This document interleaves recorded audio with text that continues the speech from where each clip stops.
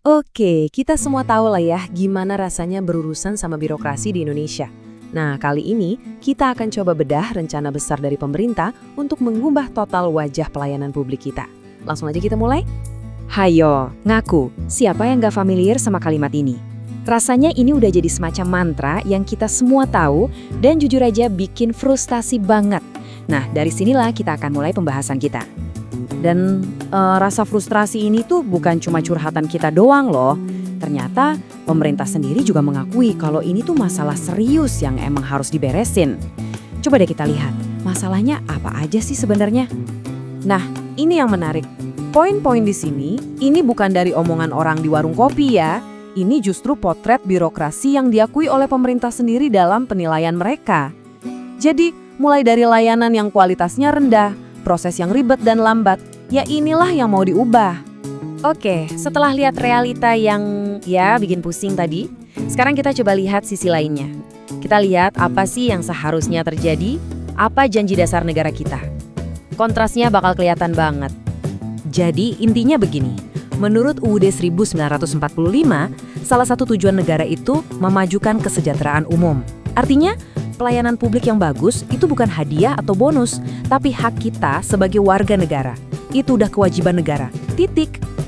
Ini buat memperjelas posisi kita nih ya. Kita, warga negara, itu sebenarnya bosnya. Kitalah prinsipalnya.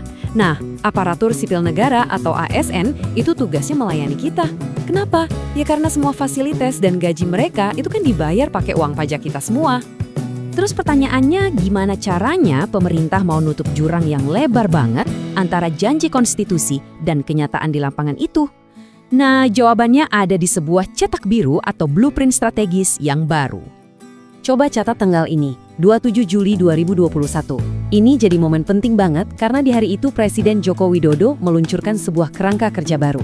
Tujuannya buat jadi fondasi budaya kerja yang benar-benar baru untuk semua ASN di Indonesia.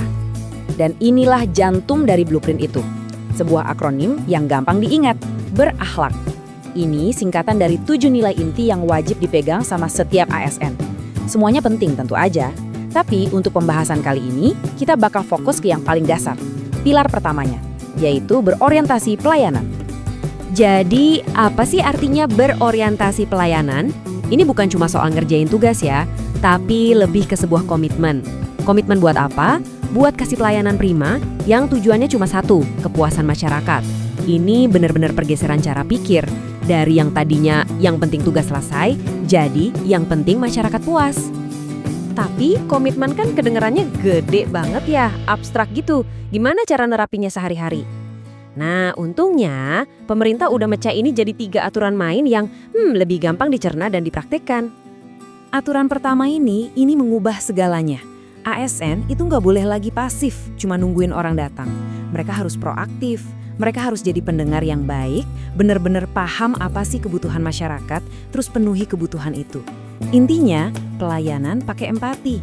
Aturan kedua ini soal standar pelayanan yang harus kita terima. Jadi setiap kali kita berurusan sama birokrasi, idealnya nih ya, kita harusnya dapat 4 hal ini. Mereka ramah, kerjanya cepat, ngasih solusi yang beneran ngebantu, dan bisa diandalin buat nyelesain urusan kita sampai tuntas. Dan contohnya tuh sebenarnya simpel-simpel banget loh, tapi justru itu yang penting. Cuma sekedar menyapa dan senyum, ngerjain sesuatu tepat waktu sampai penampilan yang rapi. Ini tuh bukan lagi dianggap nilai plus, tapi udah jadi standar baru yang bisa kita harapkan, bahkan kita tuntut. Nah, aturan yang terakhir ini soal mindset, pola pikir untuk nggak pernah merasa puas. Nggak ada lagi tuh yang namanya, ya udah dari dulu juga begini. Harus ada semangat kalau pelayanan hari ini harus lebih baik dari kemarin, dan besok harus lebih baik lagi dari hari ini. Pokoknya anti stagnan.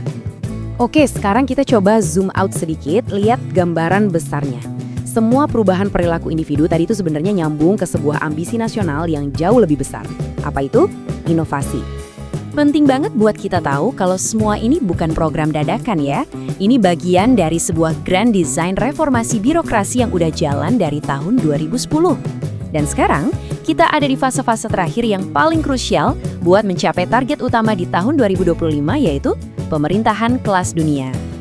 Tapi tentu ada tantangannya, gak gampang. Di satu sisi ambisinya tinggi banget, mau ada percepatan reformasi lewat inovasi. Tapi di sisi lain kalau kita lihat data, realitanya di Global Innovation Index tahun 2020, peringkat Indonesia masih di 85. Nah, angka ini nunjukin seberapa besar PR kita dan seberapa mendesaknya kebutuhan untuk melakukan terobosan kalau mau visi 2025 itu tercapai. Jadi setelah kita lihat semua blueprint ini, pertanyaannya sekarang balik lagi ke kita, ya ke Anda. Supaya jargon kalau bisa dipersulit kenapa dipermudah itu benar-benar jadi masa lalu, posisi kita bukan lagi cuma sebagai penerima layanan yang pasif. Ingat kan, kita ini tuannya. Reformasi ini ngasih kita hak untuk menuntut yang lebih baik. Jadi pertanyaannya sekarang adalah, inovasi apa yang selanjutnya bakal Anda tuntut dari mereka?